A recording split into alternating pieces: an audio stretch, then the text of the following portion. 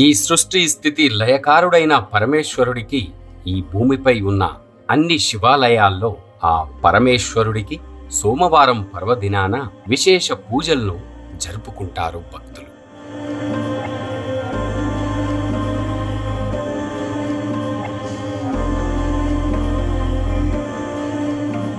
రాజమహేంద్రవరంలోని మహాకాళేశ్వరుడి ఆలయంలో ఆ పరమేశ్వరుడికి చితాభస్మంతో అభిషేకాన్ని జరిపించి అనంతరం శుద్ధ జలం, పాలు, తేనె, పెరుగు, చక్కెర, పలు రకాల పళ్ళరసాలతో ఆ పరమేశ్వరుడిని అభిషేకించి ప్రత్యేక పూజలు జరిపించారు.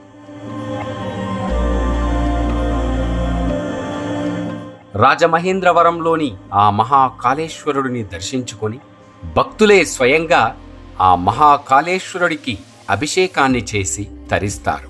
కాసిన్ని శుద్ధ జలం పోసి తమ కోరికలను చెప్పుకుంటే భోలా శంకరుడిగా వరాలను కురిపించే ఆ పరమేశ్వరుడి కృప మనందరిపై ఉండాలని కోరుకుంటూ ఓం నమః శివాయ.